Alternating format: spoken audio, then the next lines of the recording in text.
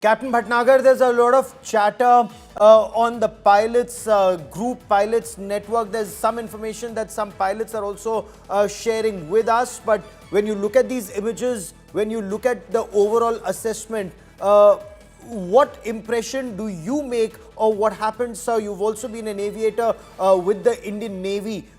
Your assessment of this situation right now? Gaurav, I fully agree with what Group Captain Augustine has said. There was indeed a loss of power, and because of that, the airplane just sank into the ground. And it happened just after the takeoff. The aircraft was heavy with full fuel, and obviously in these hot and humid conditions. Now, the loss, the why the aircraft sank. Yes, I saw the footage, and I didn't see the flaps. Now, the flaps are the lift augmenting devices, Yes. and they are obviously before takeoff for the reduce the length of the runway and give you provide extra lift. So when you take off, the flaps go after undercarriage. First the gear goes up and then goes the flaps. So the very fact that the flaps I didn't see, it looks like there are a lot of theories going around in our circle as well, whether there was must be a multiple bird strike immediately, and the aircraft sank, loss of thrust, because it may not happen that suddenly the aircraft engines and wind down, but any loss of thrust with such a heavy weight of 787 definitely is going to bring the aircraft back to the runway. So it's very low, though it's a premature to say anything. The inquiry will tell, but what's see from the attitude and the flight path of the aircraft going down, it's definitely. And what Group Captain Augustine has said, that had there been any, the change on one engine or something, there would be some lift happening, there was some yaw happening, or change in the attitude of the aeroplane. Nothing happened. The aircraft straight went into the ground. So my take on this is, obviously it's premature, but prima facie it looks like to be the loss of thrust on both the engines, and which led the aircraft to the ground. Loss of thrust to both engines. It could be multiple bird hits, as is being speculated. Because when you look at those images, and of course, aviation experts will go into the finer aspects, but we do not see, any birds or any bird activity. But perhaps there could well be. I also have Jonathan Gilbert joining me now from London for more on this. Jonathan, anything you've been able to pick up? One, on the crash. Two, any word from Boeing? Three, anything from families?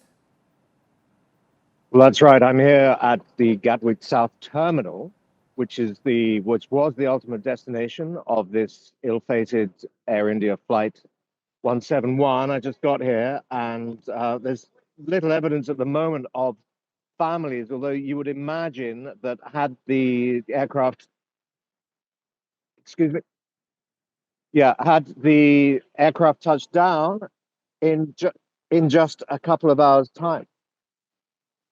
Jonathan, give me a moment. We're just trying to link up with you once again. There seems to be an issue with your audio. We'll just in a moment fix that. But when you look at these images, Group Captain Augustine Vinod, the tail looks in a position perhaps where the cockpit voice recorder, the flight data recorder, could that be retrieved from here? Because that would perhaps reveal what led to this terrible crash, sir.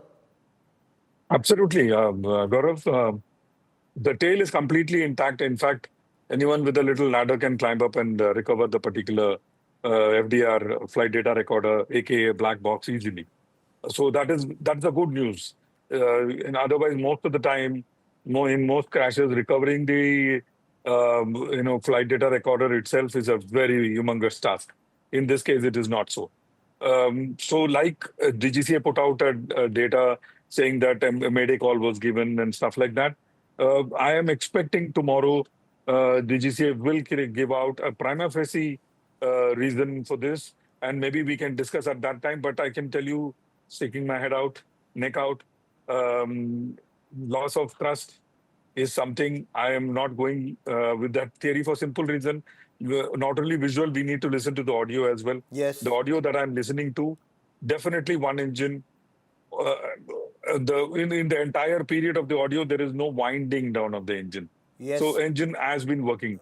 Another thing I want to tell you very clearly, Gaurav, is this aeroplane or any twin engine aeroplane, after a speed called V1, is designed to climb out.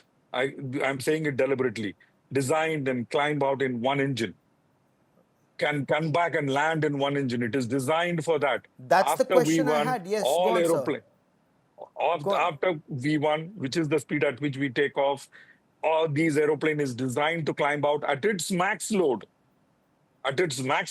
in one engine and come back and land.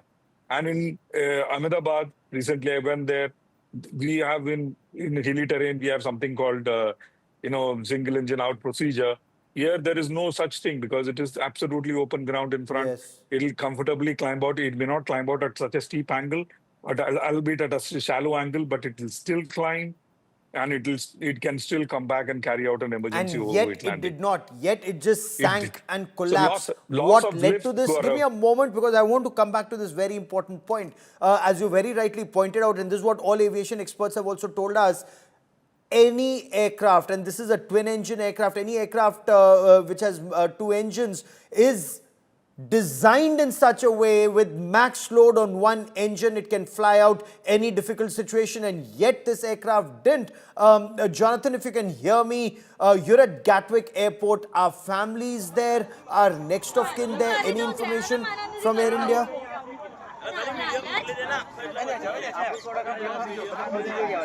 Air India Flight 171 was scheduled to have landed without complications in just a few hours' time. Clearly, that's no longer the case.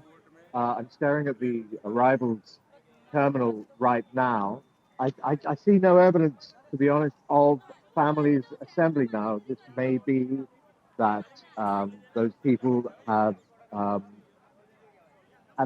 received prior notice and chose not to arrive, or it may be that it's just a little too early for the flight itself. However, we remain on tenterhooks because obviously there were 53 British nationals on that plane. I think logic and common sense would suggest that a large majority of those were probably of Indian descent. So we wait to see. In the meantime, the Foreign Office, obviously, as well as Air India and various other institutions, have set up hotlines and helplines to help the families and potential bereaved. So it's very much an unfolding situation here at London Gatwick. Holding situation at London Gatwick, relatives not at the airport waiting for information of this. Captain Bhatnagar, as Group Captain Vinod was saying, that any aircraft, a twin engine aircraft on max load, even if one engine goes out, even if there's a bird hit, is designed in such a way that on one engine it can fly, perhaps make a loop, come back and land, and yet this aircraft could not. What would your appreciation be? Why couldn't it do so?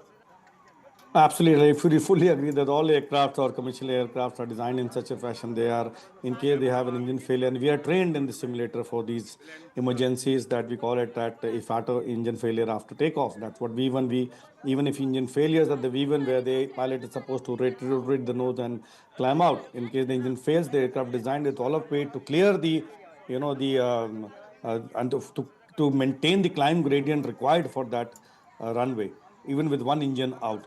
So, but in this case, the moment you have one engine out, there will be appreciable yaw to any side. That is 100%, but in this case, I did not see any yaw to any side, because if one engine fails, the other engine, even if it's producing thrust, the aircraft will produce on that side, will yaw on that side where there is no thrust. So first of all, I did not hear the audio also of the engine. So even if if though there another theory which is going around in the circle, again I said it's premature, Yes. and I can't confirm on that. It's the loss of lift because of the flaps not being up.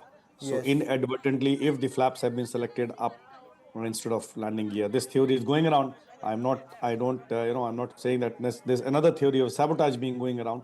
So the flaps are one thing. They are up. The moment the flaps are taken up, the aircraft leave. The aircraft loses certain few 100 feet of or few hundred feet of height.